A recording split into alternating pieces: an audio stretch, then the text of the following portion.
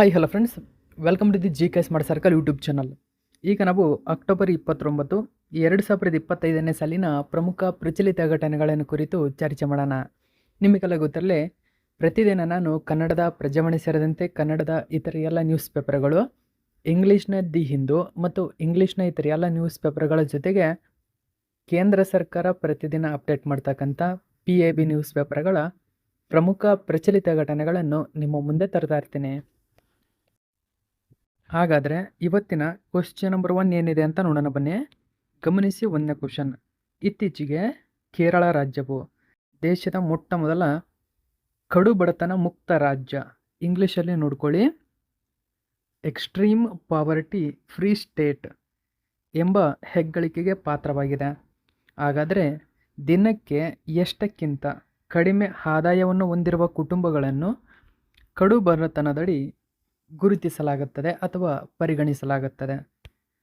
ಸರಿಯಾಗಿರ್ತಕ್ಕಂಥ ಉತ್ತರ option number 2 ಅನ್ನು ಗಮನಿಸಿ. 190 ರೂಪಾಯಿ. ಒಂದು ಕುಟುಂಬ ದಿನವೊಂದಕ್ಕೆ 190 ರೂಪಾಯಿ ದುಡಿಲಿಲ್ಲ ಅಂದರೆ ಅದನ್ನು ಕಡು ಬಡತನದಲ್ಲಿರ್ತಕ್ಕಂಥ ಕುಟುಂಬ ಎಂದು ವಿಶ್ವಸಂಸ್ಥೆ ಗುರುತು ಮಾಡಿರ್ತಕ್ಕಂಥದ್ದು. ಇದು ಕೂಡ ಭಾರತದ ಯೋಜನೆಯೂ ಕೂಡ ಆಗಿದೆ. ಓಕೆ, ಸೊ ಒಂದು ಕುಟುಂಬ ಯಾವುದಾದ್ರೂ 190 ರೂಪಾಯಿ ಒಂದು ದಿನಕ್ಕೆ ದುಡಿಲಿಲ್ಲ ಅಂದರೆ ಅದನ್ನು ನಾವು ಕಡು ಬಡತನ ಕುಟುಂಬ ಅಂತ ಕರಿತೀವಿ. ಇಲ್ಲಿ ಗಮನಿಸಬಹುದು, ಕೇರಳ ಇದೀಗ ಭಾರತದ ಪ್ರಪ್ರಥಮ ಕಡು ಬಡತನ ಮುಕ್ತ ರಾಜ್ಯ ಗರಿಯನ್ನು ಪಡೆದುಕೊಳ್ತಾ ಇದೆ. ನವೆಂಬರ್ 1ರಂದು ಅಧಿಕೃತವಾಗಿ ಘೋಷಣೆ ಮಾಡಲಿದ್ದೇವೆ ಎಂದು CM ಈ ಮಾಹಿತಿಯನ್ನು ತಿಳಿಸಿದ್ದಾರೆ. ಹೆಚ್ಚಿನ ಡೀಟೇಲ್ಸನ್ನು ತಿಳ್ಕೊಂಡು ನೋಡಿ. ದೇಶದ ಮೊದಲ ಸಾಕ್ಷರ ರಾಜ್ಯ ಎಂಬ ಹೆಗ್ಗಳಿಕೆ ಆಲ್ರೆಡಿ ಪಡೆದಿದೆ ಕೇರಳ. ಈ ಮೂಲಕ ಇದೀಗ ಮತ್ತೊಮ್ಮೆ ಮೈಲಿಗಲ್ಲು ತಲುಪಲು ಸಜ್ಜಾಗಿದೆ. ಏನಂದರೆ ನವೆಂಬರ್ 1ರಂದು ಕೇರಳ ರಾಜ್ಯ ತನ್ನ ಸಂಸ್ಥಾಪನಾ ದಿನವನ್ನು ಆಚರಿಸಿಕೊಳ್ತಾ ಇದೆ. ಈ ಸಂದರ್ಭದಲ್ಲಿ ಕಡು ಬಡತನ ಮುಕ್ತ ರಾಜ್ಯ, ಎಕ್ಸ್ಟ್ರೀಮ್ ಪಾವರ್ಟಿ ಫ್ರೀ ಸ್ಟೇಟ್ ಎಂದು ಅಧಿಕೃತ ಘೋಷಣೆ ಹೊರಬೀಳಲಿದೆ. ಈ ಮೂಲಕ ಗಮನಿಸಿ, ವಿಶ್ವಸಂಸ್ಥೆ ಮತ್ತು ಭಾರತ ಸರ್ಕಾರದ ಅಂಕಿಅಂಶಗಳ ಪ್ರಕಾರ ದಿನವೊಂದಕ್ಕೆ 190 ರೂಪಾಯಿಗಿಂತ ಕಡಿಮೆ ಆದಾಯವನ್ನು ಹೊಂದಿರುವ ಕುಟುಂಬಗಳನ್ನು ಕಡು ಬಡತನದ ಅಡಿ ಪರಿಗಣಿಸಲಾಗುತ್ತದೆ. ನೀತಿ ಆಯೋಗದ 2021ರ ವರದಿಯ ಪ್ರಕಾರ ಕೇರಳದಲ್ಲಿ ಶೇಕಡ 0.7% ಮಾತ್ರ ಕಡು ಬಡತನದಲ್ಲಿ ಬದುಕ್ತಾ ಇದ್ದಾರೆ ಅಂತ ತಿಳಿಸಿರತಕ್ಕಂಥದ್ದು. ಈ ಹಿನ್ನೆಲೆಯಲ್ಲಿ ಸರ್ಕಾರವು 64,006 ಕಡು ಬಡ ಕುಟುಂಬಗಳನ್ನು ಗುರುತಿಸಿ ಅವರ ಜೀವನ ಮಟ್ಟ ಸುಧಾರಿಸಲು 1,000 ಕೋಟಿ ರೂಪಾಯಿ ಯೋಜನೆಯನ್ನು ಕೈಗೊಂಡಿತ್ತು. ಯಾವುದು? ಕೇರಳ ಸರ್ಕಾರ. ಈ ಮೂಲಕ ಈ ಯೋಜನೆಯನ್ನು ಕೈಗೊಳ್ಳಲಾಗಿತ್ತು. 2024-25ರಲ್ಲಿ ಭಾರತದ ಒಬ್ಬ ವ್ಯಕ್ತಿಯ ವಾರ್ಷಿಕ ಸರಾಸರಿ ಆದಾಯ 2,05,324 ರೂಪಾಯಿ ಆದರೆ ಕೇರಳದಲ್ಲಿ ಆ ಒಬ್ಬ ವ್ಯಕ್ತಿಯ ಆದಾಯ 3,72,783. ಅಂದರೆ ಇದು ರಾಷ್ಟ್ರೀಯ ಸರಾಸರಿ ಆದಾಯಕ್ಕಿಂತ ಕೇರಳ ರಾಜ್ಯದ ಒಬ್ಬ ವ್ಯಕ್ತಿಯ ಸರಾಸರಿ ಆದಾಯ ಹೆಚ್ಚಾಗಿರುವುದನ್ನು ಗಮನಿಸಬೇಕು ನೀವು. ಸೊ ಈ ಮಾಹಿತಿ ತುಂಬಾ ಇಂಪಾರ್ಟೆಂಟ್ ಆಗುತ್ತೆ, ನೆನಪಿರಬೇಕು. ನೆಕ್ಸ್ಟ್ 2ನೇ ಕ್ವಶನ್ ನೋಡಿ. ವಿರಾಟ್ ಕೊಹ್ಲಿ ಇತ್ತೀಚೆಗೆ ಕೆಳಗಿನ ಯಾವ ದಂತಕಥೆಯ ಕ್ರಿಕೆಟಿಗನನ್ನು ಹಿಂದಿಕ್ಕಿ ಏಕದಿನ ಕ್ರಿಕೆಟ್ನಲ್ಲಿ 2ನೇ ಅತಿ ಹೆಚ್ಚು ರನ್ ಗಳಿಸಿದ ಆಟಗಾರ ಎಂಬ ಹೆಗ್ಗಳಿಕೆಗೆ ಪಾತ್ರವಾಗಿದ್ದಾರೆ? ಸರಿಯಾಗಿರ್ತಕ್ಕಂಥ ಉತ್ತರ ಆಪ್ಷನ್ ನಂಬರ್ 4. ಶ್ರೀಲಂಕಾದ ಅಗ್ರಗಣ್ಯ ಬ್ಯಾಟ್ಸ್ಮನ್ ಆಗಿರ್ತಕ್ಕಂಥ ಕುಮಾರ್ ಸಂಗಕ್ಕರ್ ನೋಡಿ 2ನೇ ಅತಿ ಹೆಚ್ಚು ರನ್ ಗಳಿಸಿದಂತಹ ಬ್ಯಾಟ್ಸ್ಮನ್ ಆಗಿದ್ದರು ODIನಲ್ಲಿ. ಇದೀಗ ಕೊಹ್ಲಿ ಇವರ ದಾಖಲೆಯನ್ನು ಪುಡಿ ಮಾಡಿ ಈಗ 2ನೇ ಅತಿ ಹೆಚ್ಚು ODI ಕ್ರಿಕೆಟ್ನಲ್ಲಿ ರನ್ ಸ್ಕೋರ್ ಮಾಡಿದಂತಹ ಆಟಗಾರ ಎಂಬ ಹೆಗ್ಗಳಿಕೆಗೆ ಪಾತ್ರವಾಗಿದ್ದಾರೆ. ಗಮನಿಸಿ, ಸಂಗಕ್ಕರ ದಾಖಲೆ ಮುರಿದ ಕೊಹ್ಲಿ ಈ ಸಾಧನೆ ಮಾಡಿದ ವಿಶ್ವದ 2ನೇ ಬ್ಯಾಟರ್ ಎಂಬ ಹೆಗ್ಗಳಿಕೆಗೆ ಇವರು ಪಾತ್ರವಾಗಿದ್ದಾರೆ. ಹೆಚ್ಚಿನ ಡೀಟೇಲ್ಸನ್ನು ಗಮನಿಸಿ. ಭಾರತದ ಕ್ರಿಕೆಟ್ ದಿಗ್ಗಜ ವಿರಾಟ್ ಕೊಹ್ಲಿ ಅವರು ಏಕದಿನ ಕ್ರಿಕೆಟ್ನಲ್ಲಿ ಮತ್ತೊಂದು ಮಹತ್ವದ ಸಾಧನೆ ಮಾಡಿದ್ದಾರೆ. ಶ್ರೀಲಂಕಾದ ಕುಮಾರ್ ಸಂಗಕ್ಕರ ಅವರ 14,234 ರನ್ಗಳ ದಾಖಲೆಯನ್ನು ಹಿಂದಿಕ್ಕಿ ಏಕದಿನ ಕ್ರಿಕೆಟ್ನಲ್ಲಿ ಅತಿ ಹೆಚ್ಚು ರನ್ ಗಳಿಸಿದ ಎರಡನೇ ಆಟಗಾರ ಎನಿಸಿಕೊಂಡಿದ್ದಾರೆ. ಸಚಿನ್ ತೆಂಡೂಲ್ಕರ್ ಅವರ 18,426 ರನ್ಗಳ ವಿಶ್ವ ದಾಖಲೆ ಮಾತ್ರ ಈಗ ಕೊಹ್ಲಿಗಿಂತ ಮುಂದೆ ಇದೆ. ಹಾಗಾದರೆ ಎರಡನೇ ಅತಿ ಹೆಚ್ಚು ರನ್ ಸ್ಕೋರರ್ ಕೊಹ್ಲಿ ಆದರೆ ಒಂದನೇ ಅತಿ ಹೆಚ್ಚು ರನ್ ಸ್ಕೋರರ್ ಯಾರು ಅಂತ ಕೇಳಿದರೆ ಸಚಿನ್ ತೆಂಡೂಲ್ಕರ್ ಅಂತ ನೆನಪಿರಬೇಕು ನಿಮಗೆ. ಇದರ ಜೊತೆಗೆ ಗಮನಿಸಿ, ಜಸ್ಪ್ರೀತ್ ಬೂಮ್ರಾ ಎಲ್ಲ ಮಾದರಿಗಳಲ್ಲಿ ಅಂದರೆ 50 ಪಂದ್ಯಗಳನ್ನು ಆಡಿದ ಮೊಟ್ಟ ಮೊದಲ ಭಾರತೀಯ ಸೀಮರ್ ಎಂಬ ಹೆಗ್ಗಳಿಕೆಗೆ ಪಾತ್ರವಾಗಿದ್ದಾರೆ. ನೆಕ್ಸ್ಟ್ 3ನೇ ಕ್ವಶನ್ ನೋಡಿ.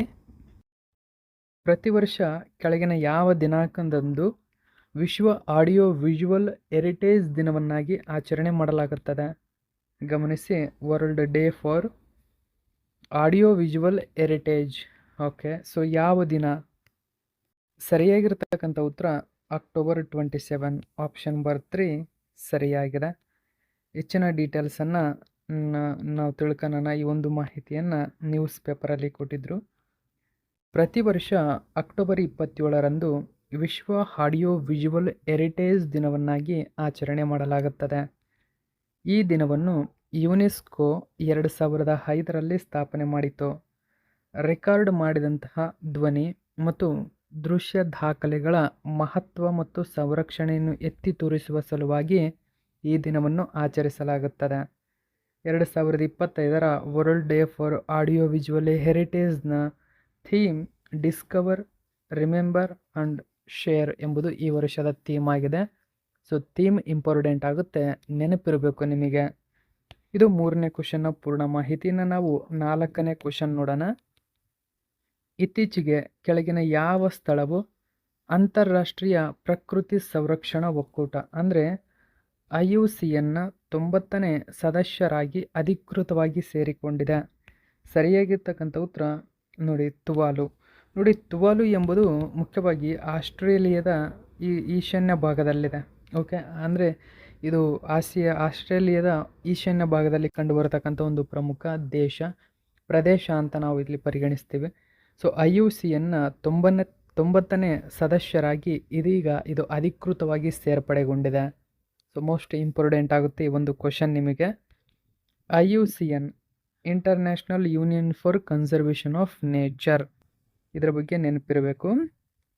ಗಮನಿಸಿ, Tuvalu becomes the 19th member of IUCN. ನೋಡಿ ಹಮೀದ್, ಸೊ ಕ್ಲೈಮೇಟ್ ಕ್ರೈಸಿಸ್ಗೆ ಇದು ಬದ್ಧವಾಗಿದೆ ಅಂತಕ್ಕಂಥದ್ದನ್ನು ಗಮನಿಸಬೇಕು ನೀವು. ತುವಾಲು ಇದೀಗ 90ನೇ ಮೆಂಬರ್ ಆಗಿದೆ IUCNಗೆ. ಹೆಚ್ಚಿನ ಡೀಟೇಲ್ಸನ್ನು ಗಮನಿಸಬಹುದು. ತುವಾಲು ಸರ್ಕಾರವು ಅಂತಾರಾಷ್ಟ್ರೀಯ ಪ್ರಕೃತಿ ಸಂರಕ್ಷಣೆ ಒಕ್ಕೂಟದ 90ನೇ ರಾಜ್ಯ ಸದಸ್ಯರಾಗಿ ಅಧಿಕೃತವಾಗಿ ಸೇರ್ಪಡೆಗೊಂಡಿದೆ. ಪರಿಸರ ಸಚಿವಾಲಯವು IUCN ಸಚಿವಾಲಯದೊಂದಿಗೆ ಸಂಪರ್ಕ ಅಧಿಕಾರಿಯಾಗಿ ಕಾರ್ಯನಿರ್ವಹಿಸುತ್ತದೆ. ತುವಾಲು ಪಶ್ಚಿಮ ಮಧ್ಯ ಪೆಸಿಫಿಕ್ ಮಹಾಸಾಗರದಲ್ಲಿರುವ ಒಂದು ಸಣ್ಣ ಪಾಲಿನೇಷಿಯನ್ ದ್ವೀಪ ರಾಷ್ಟ್ರವಾಗಿದೆ. ನೋಡಿ, ತುವಾಲು ಸುತ್ತಮುತ್ತಲಿನ ಕಂಡುಬರತಕ್ಕಂಥ ದ್ವೀಪ ಪ್ರದೇಶವನ್ನು ಪಾಲಿನೇಷ್ಯಾ ಅಂತ ಕರೀತಾರೆ. ಓಕೆ, ಆ ಪಾಲಿನೇಷ್ಯಾದ ಒಂದು ರಾಜ್ಯ ಅಂದರೆ ಅದು ತುವಾಲು. ಇದು ಪೆಸಿಫಿಕ್ ಮಹಾಸಾಗರದಲ್ಲಿರ್ತಕ್ಕಂಥ ಒಂದು ದ್ವೀಪ ಸಮೂಹವಾಗಿರತಕ್ಕಂಥದ್ದು. ಇದರ ರಾಜಧಾನಿ ನೋಡಿ, ತುವಾಲುವಲ್ಲಿ ಕಂಡುಬರತಕ್ಕಂಥ ಪುನಾಪುಟಿ ಹವಳದ ಮೇಲಿರುವ ವೈಕು ಎಂಬ ಒಂದು ಸ್ಥಳ. ನೋಡಿ, ವೈಕು ಇದರ ರಾಜಧಾನಿ ಎಂಬುದನ್ನು ನೆನಪಿರಬೇಕು. IUCN ಫ್ರೆಂಚ್ ಸರ್ಕಾರ ಮತ್ತು ಯುನೆಸ್ಕೋ ನಡೆಸಿದಂತಹ ಅಂತಾರಾಷ್ಟ್ರೀಯ ಸಮ್ಮೇಳನದ ನಂತರ ಅಕ್ಟೋಬರ್ 5, 1948ರಂದು ಫ್ರಾನ್ಸ್ನ ಫಾಂಟೈನ್ಬ್ಲೂನಲ್ಲಿ IUCNನ್ನು ಸ್ಥಾಪನೆ ಮಾಡಲಾಗಿದೆ. ನೋಡಿ, IUCNನ್ನು ಎಲ್ಲಿ ಸ್ಥಾಪನೆ ಮಾಡಲಾಯಿತು ಅಂತ ಕೇಳಿದರೆ ಫ್ರಾನ್ಸ್ ದೇಶದ ಫಾಂಟೈನ್ಬ್ಲೂನಲ್ಲಿ ಅಕ್ಟೋಬರ್ 5, 1948ರಂದು ಸ್ಥಾಪಿಸಲಾಗಿದೆ. ಇದನ್ನು IUCN ವಿಶ್ವ ಸಂರಕ್ಷಣಾ ಕಾಂಗ್ರೆಸ್ ಏನಿದೆ, ಪ್ರತಿ 4 ವರ್ಷಗಳಿಗೊಮ್ಮೆ ನಡೆಯುವ ವಿಶ್ವದ ಅತಿದೊಡ್ಡ ಸಂರಕ್ಷಣಾ ಕಾರ್ಯಕ್ರಮವಾಗಿದೆ. ನೋಡಿ, IUCN ವಿಶ್ವ ಸಂರಕ್ಷಣಾ ಕಾಂಗ್ರೆಸ್ ಪ್ರತಿ 4 ವರ್ಷಕ್ಕೊಮ್ಮೆ ಇದು ನಡೆಯುತ್ತದೆ.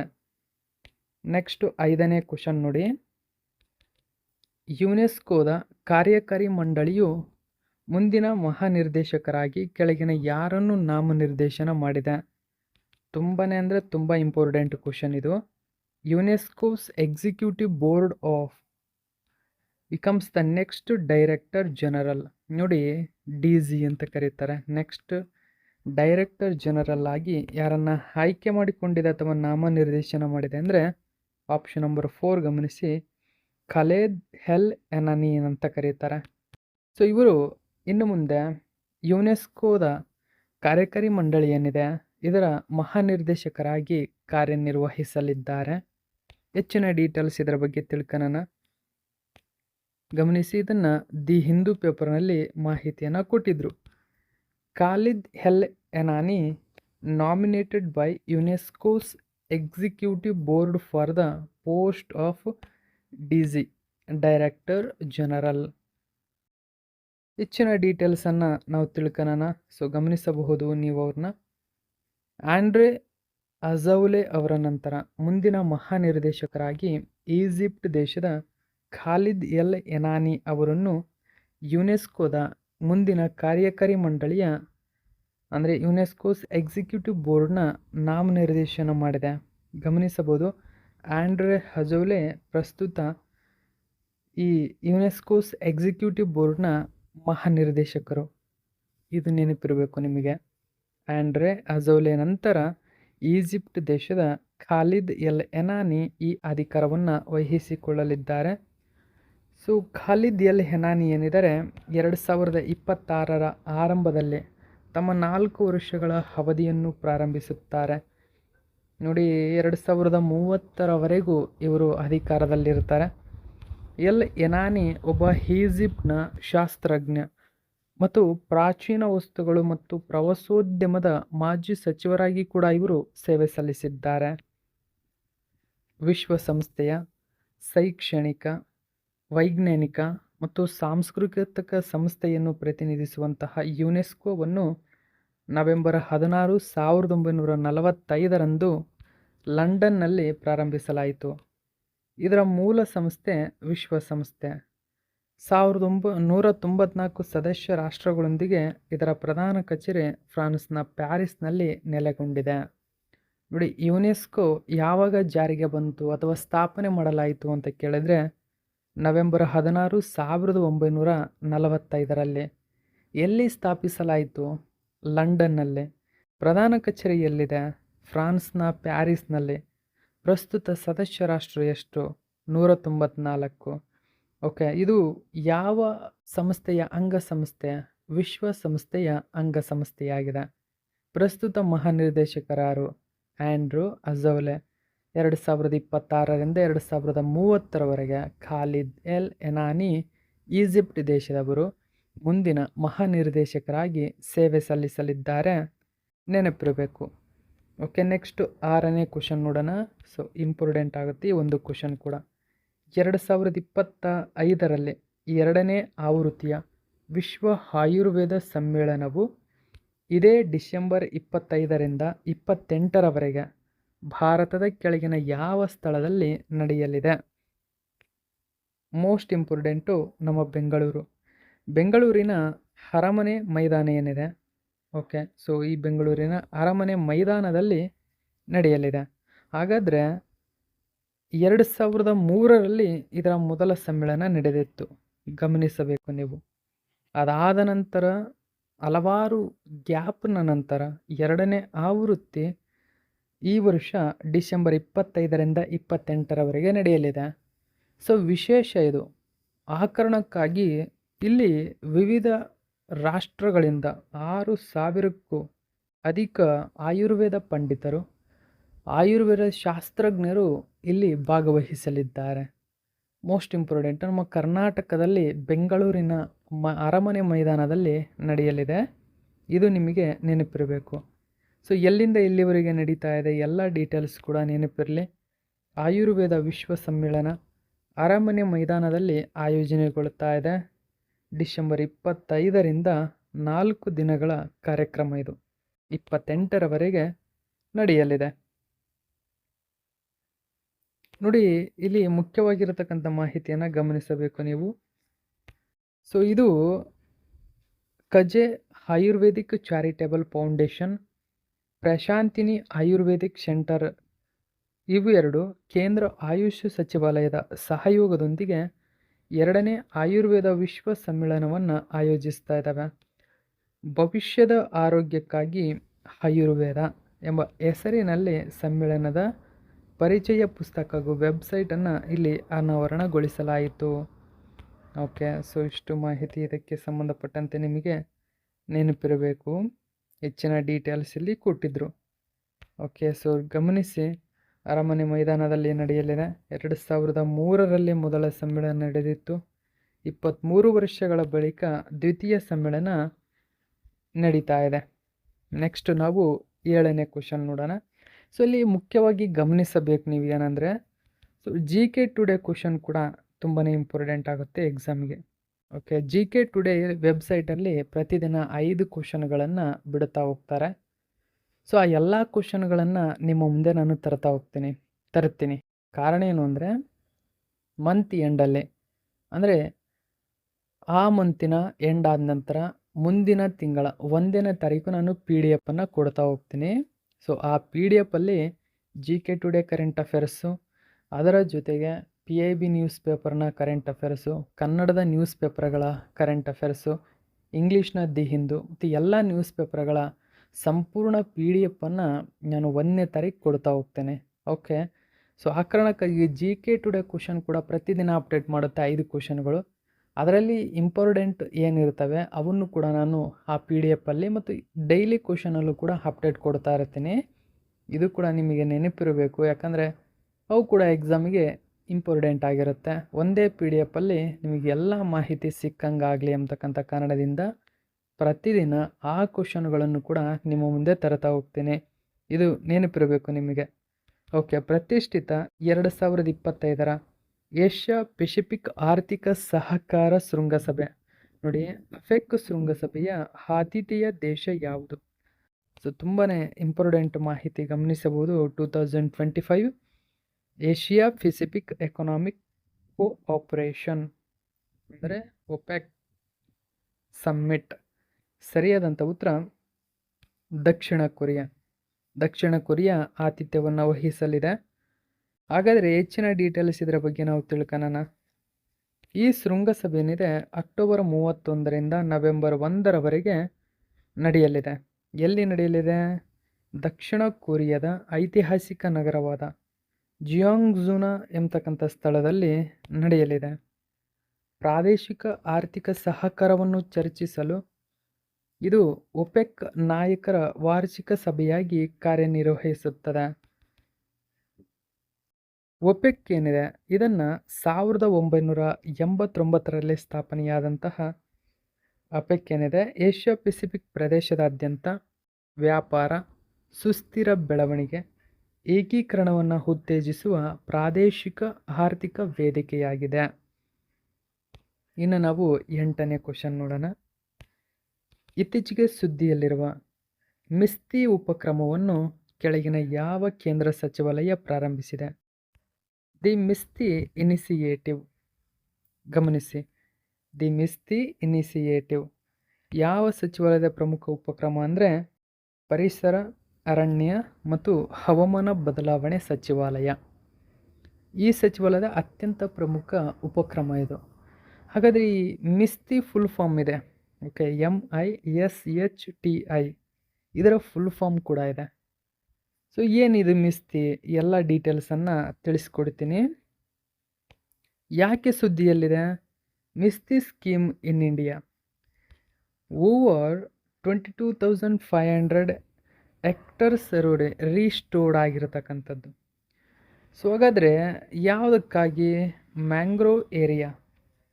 ಸೊ ನೋಡಿ, ಮಿಸ್ತಿ ಸ್ಕೀಮ್ ಒನ್ ಲೈನಲ್ಲಿ ಹೇಳಬೇಕಂದ್ರೆ ಇದು ಕರಾವಳಿ ಪ್ರದೇಶದಾದ್ಯಂತ ಇರತಕ್ಕಂಥ ಮ್ಯಾಂಗ್ರೋವ್ ಪ್ರದೇಶವೇನಿದೆ ಅಥವಾ ಮ್ಯಾಂಗ್ರೋವ್ ಸಸ್ಯಗಳ ವರ್ಗ ಅಂದರೆ ಸಸ್ಯವನ್ನು ಕಾಪಾಡುವ ಉದ್ದೇಶದಿಂದಾಗಿ ಈ ಪ್ರಮುಖ ಯೋಜನೆಯನ್ನು ಜಾರಿಗೆ ತರಲಾಗಿದೆ.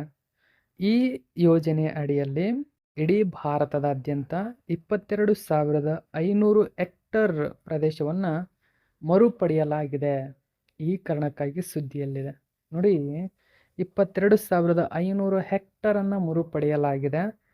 ಸೊ ಗುಜರಾತ್ ಇದಕ್ಕೆ ಲೀಡ್, ಅತಿ ಹೆಚ್ಚು ಗುಜರಾತ್ನಲ್ಲಿ ಮರುಪಡೆಯಲಾಗಿದೆ. ಎಷ್ಟು ಸರಿಸುಮಾರು ಅಂದರೆ ಸಿಕ್ಕಿರ್ತಕ್ಕಂಥ 22,500 ಎಕರೆಯಲ್ಲಿ 85% ಗುಜರಾತ್ನಲ್ಲೇ ರೀಸ್ಟೋರ್ ಆಗಿರತಕ್ಕಂಥ, ಅಂದರೆ ಮ್ಯಾಂಗ್ರೋವ್ ಆಗಿ ಪರಿವರ್ತನೆಗೊಂಡಿರತಕ್ಕಂಥ ಪ್ರದೇಶ ಸಿಕ್ಕಿರತಕ್ಕಂಥದ್ದು. ಓಕೆ, ಇದು ಕೂಡ ನಿಮಗೆ ನೆನಪಿರಬೇಕು. ಗಮನಿಸಬಹುದು ಮ್ಯಾಂಗ್ರೋವ್ ಸಸ್ಯವರ್ಣವನ್ನು. ಓಕೆ, ಸೊ ಮ್ಯಾಂಗ್ರೋವ್ ಅತ್ಯಂತ ಪೊದೆ ರೂಪದ ಒಂದು ಸಸ್ಯವರ್ಗವಾಗಿದೆ. ಕೇಂದ್ರ ಸರ್ಕಾರವು ಕಳೆದ 2 ವರ್ಷಗಳಲ್ಲೇ mangrove initiative for shoreline habitats and tangible incomes, ಮಸ್ತಿ ಫುಲ್ ಫಾರ್ಮ್ ಈಗ ನಿಮಗೆ ಸಿಕ್ತು. ಮಸ್ತಿಯ ಫುಲ್ ಫಾರ್ಮ್ ಏನು ಅಂತ ಕೇಳಬಹುದು, ನೆನಪಿರಬೇಕು. ಈ ಮಸ್ತಿಯ ಯೋಜನೆಯಡಿಯಲ್ಲಿ ಸುಮಾರು 22,560 ಹೆಕ್ಟರ್ ಮ್ಯಾಂಗ್ರೋವ್ಗಳನ್ನು ಪುನಃಸ್ಥಾಪಿಸಿ ಸಂರಕ್ಷಿಸಲಾಗಿದೆ ಅಂತಕ್ಕಂಥ ಮಾಹಿತಿ ನೀಡಿದೆ. ಮಸ್ತಿ ಯೋಜನೆಯು ಕರಾವಳಿಗಳು ಮತ್ತು ಉಪ್ಪು ನೀರಿನ ಭೂಮಿಯಲ್ಲಿ ಮ್ಯಾಂಗ್ರೋವ್ ವ್ಯಾಪ್ತಿಯನ್ನು ಹೆಚ್ಚಿಸುವ ಗುರಿಯನ್ನು ಹೊಂದಿದೆ. ಇದನ್ನು 2023ರಲ್ಲಿ ಪರಿಸರ, ಅರಣ್ಯ ಮತ್ತು ಹವಾಮಾನ ಬದಲಾವಣೆಯ ಸಚಿವಾಲಯ ಪ್ರಾರಂಭಿಸಿದೆ. ಒಂದು ಲೈನಲ್ಲಿ ನಾನು ಹೇಳಿದೆ, ಮಸ್ತಿ ಯೋಜನೆಯ ಪ್ರಮುಖ ಉದ್ದೇಶವೇನು? ಮ್ಯಾಂಗ್ರೋವ್ ವ್ಯಾಪ್ತಿಯ ಹೆಚ್ಚಿಸುವ ಗುರಿ. ಹಾಗಾದರೆ 2022ರಲ್ಲಿ UNFCCC ಅಂದರೆ ಫುಲ್ ಫಾರ್ಮ್ ನೋಡಿ, United Nations framework conservation on climate change. So UNFCCಗೆ COP21 ಅಂದರೆ ಕಾನ್ಫರೆನ್ಸ್ ಆಫ್ ಪಾರ್ಟೀಸ್ 27 ಸಮ್ಮೇಳನ ಏನು ನಡೀತು. ಈ ಸಮ್ಮೇಳನದಲ್ಲಿ ಭಾರತವು ಮ್ಯಾಂಗ್ರೋವ್ ಅಲಯನ್ಸ್ ಫಾರ್ ಕ್ಲೈಮೇಟ್ ಅನ್ನು ಸೇರಿಕೊಂಡ ನಂತರ ಈ ಉಪಕ್ರಮ ನಡೆಯುತ್ತಿದೆ. ಸೊ ಇಲ್ಲಿ ಗಮನಿಸಬೇಕು ಸ್ನೇಹಿತರೆ, ನೀವು UNFCCಯ COP27 ಸಮ್ಮೇಳನ 2022ರಲ್ಲಿ ಮುಖ್ಯವಾಗಿ ಆ ಸಮ್ಮೇಳನದಲ್ಲಿ ಮ್ಯಾಂಗ್ರೋವ್ ಅಲಯನ್ಸ್ ಫಾರ್ ಕ್ಲೈಮೇಟ್ ಎಂಬ ಯೋಜನೆಯನ್ನು ಪ್ರಾರಂಭಿಸಲಾಯಿತು. ಈ ಯೋಜನೆಗೆ ಭಾರತ ಅಂದೇ ಸೇರ್ಪಡೆಗೊಳ್ಳಿತು. ಈ ಯೋಜನೆಯ ಅಂಡರಲ್ಲಿ ಅದಕ್ಕೆ ಪೂರಕವಾಗಿ ಭಾರತದಲ್ಲಿ ಮಸ್ತಿ ಎಂಬ ಸ್ಕೀಮನ್ನು ಜಾರಿಗೆ ತಳಿತು. ಈ ಮಸ್ತಿ ಯೋಜನೆಯಡಿಯಲ್ಲಿ ಈಗ ಭಾರತ ಪ್ರಗತಿಯನ್ನು ಸಾಧಿಸಿರತಕ್ಕಂಥದ್ದು ನೆನಪಿರಬೇಕು. ಅದರ ಮೂಲ COP27 2022 ಇದು ನೆನಪಿರಬೇಕು. ಅದರ ಮೂಲ ಯಾವುದು? Mangrove alliance for climate. ಇದು COP27ನಲ್ಲಿ ಹಮ್ಮಿಕೊಳ್ಳಲಾಗಿತ್ತು. ಇದು ಕೂಡ ನೆನಪಿರಬೇಕು ನಿಮಗೆ. ಇದು ಮುಖ್ಯವಾಗಿ ಅಂದರೆ ಮ್ಯಾಂಗ್ರೋವ್ ಅಲಯನ್ಸ್ ಫಾರ್ ಕ್ಲೈಮೇಟ್ ಏನಿದೆ, ಮುಖ್ಯವಾಗಿ ಸುಂದರ್ಬನ್ಸ್ನ ಡೆಲ್ಟಾ ಆಗಿರ್ಬೋದು, ಹೂಗ್ಲಿ ನದಿ ಮುಖಜ ಭೂಮಿ ಆಗಿರ್ಬೋದು ಮತ್ತು ಇತರೆ ಕರಾವಳಿ ಪ್ರದೇಶಗಳ ಮೇಲೆ ಕೇಂದ್ರೀಕರಿಸಿದೆ. ನೆಕ್ಸ್ಟ್ 9ನೇ ಕ್ವಶನ್ ನೋಡಿ. ಇತ್ತೀಚೆಗೆ ಎಮ್ಮೆಗಳ ವೀರ್ಯ ಕ್ರಯೋ ಪ್ರಿಸರ್ವೇಷನ್ಗಾಗಿ ನೋಡಿ ಕ್ರಯೋಡಿಲ್ ಅಂತ ಕರೀತಾರೆ ಇದನ್ನು. ಕ್ರಯೋಡಿಲ್ ಅಥವಾ ಕ್ರಯೋಡಿಲ್ ಅನ್ನು ಕೆಳಗಿನ ಯಾವ ಸಂಸ್ಥೆ ಅಭಿವೃದ್ಧಿಪಡಿಸಿದೆ? ಇಲ್ಲಿ ಕ್ವಶನನ್ನು ಅರ್ಥ ಮಾಡ್ಕೋಬೇಕು ನೀವು. ಬುಫೆಲೋ ಸೆಮೆನ್ ಕ್ರಯೋಪ್ರಿಸರ್ವೇಷನ್ ಅಂದರೆ ನೋಡಿ, ವೀರ್ಯ ಅಂದರೆ ಸಂತಾನೋತ್ಪತ್ತಿಗೆ ಎಮ್ಮೆಗಳ ವಿಶಿಷ್ಟ ತಳಿಗಳನ್ನು ಸಂಗ್ರಹಿಸುವುದು. ನೋಡಿ, ಈಗ ಇವು ಅಂದರೆ ಈ ವೀರ್ಯಗಳ ಕ್ರಯೋಪ್ರಿಸರ್ವೇಷನ್ಗಾಗಿ ಕ್ರಯೋಡಿಯಲನ್ನು ಭಾರತದಲ್ಲಿ ಜಾರಿಗೆ ತಂದಿರತಕ್ಕಂಥದ್ದು. ಯಾವ ಒಂದು ಸಂಸ್ಥೆ ಇದನ್ನು ಅಭಿವೃದ್ಧಿಪಡಿಸಿದೆ ಕ್ರಯೋಡಿಯಲನ್ನು ಅಂತ ಕೇಳಿದ್ರೆ, ಬೆಂಗಳೂರಿನಲ್ಲಿರ್ತಕ್ಕಂಥ NIANP ಅಂದರೆ ರಾಷ್ಟ್ರೀಯ ಪ್ರಾಣಿ ಪೋಷಣೆ ಮತ್ತು ಶರೀರಶಾಸ್ತ್ರ ಸಂಸ್ಥೆ ಇದನ್ನು ಅಭಿವೃದ್ಧಿಪಡಿಸಿದೆ. ಇದು ಗಮನಿಸಬಹುದು, buffalo breeding to get a boost. Okay ನೋಡಿ, ಇತ್ತೀಚಿನ ದಿನಗಳಲ್ಲಿ ಬ್ರೀಡಿಂಗಿಗೆ ಸಂಬಂಧಪಟ್ಟಂತೆ ಅಂದರೆ ಯಾರು ಸಾಗಾಣಿಕೆ ಮಾಡ್ತಾರೆ, ಪಶು ಸಾಗಾಣಿಕೆ ಆಗಿರ್ಬೋದು, ಇದಕ್ಕೆ ಸಂಬಂಧಪಟ್ಟಂತೆ ಬ್ರೀಡಿಂಗ್ ತುಂಬಾ ಪ್ರಾಬ್ಲಮ್ ಆಗ್ತಾ ಇದೆ. ಅಂದರೆ ಒಂದು ಸರಿ ಅದು ಗರ್ಭಧಾರಣೆ ಆದ ನಂತರ ಹಾಲು ಕೊಟ್ಟು ನಂತರ ಅದು ಮತ್ತೆ ಗರ್ಭಧಾರಣೆ ಆಗಬೇಕಂದ್ರೆ 2-3 ವರ್ಷ ಟೈಮ್ ತೊಗೊಂಡ್ಬಿಡುತ್ತೆ. ಇಲ್ಲಿ ರೈತರಿಗೆ ತುಂಬಾ ಹಾನಿಯಾಗ್ತಕ್ಕಂಥ ಚಾನ್ಸಸ್ ಇರುತ್ತೆ. ಈ ಕಾರಣಕ್ಕಾಗಿ ಈ ಬ್ರೀಡಿಂಗ್ ಮೆಥಡನ್ನು ಅಂದರೆ ವೀರ್ಯವನ್ನು ಹೆಚ್ಚಿನ ಪ್ರಿಸರ್ವೇಷನ್ ಮಾಡಲಾಗುತ್ತೆ. ಈ ಮಾಡುವುದರಿಂದ ಸೊ ಎಲ್ಲಿ ಈ ಥರದ ಸಮಸ್ಯೆ ಬರುತ್ತೋ ಅಲ್ಲಿಗೆ ಆ ವೀರ್ಯವನ್ನು ಟ್ರಾನ್ಸ್ಫರ್ ಮಾಡಿ ಸೊ ಬ್ರೀಡಿಂಗನ್ನು ಹೆಚ್ಚು ಮಾಡುವುದ ಉದ್ದೇಶವನ್ನು ಹೊಂದಿರತಕ್ಕಂಥದ್ದು. ಸೊ ಈ ಕಾರಣಕ್ಕಾಗಿಯೇ ಈ ಟೆಕ್ನಾಲಜಿಯನ್ನು ಉದ್ದೇಶಿಸಿ ಜಾರಿಗೆ ತರಲಾಗಿದೆ. ಅದರ ಹೆಸರೇ ಕ್ರಯೋಡಿಲ್ ನೋಡಿ.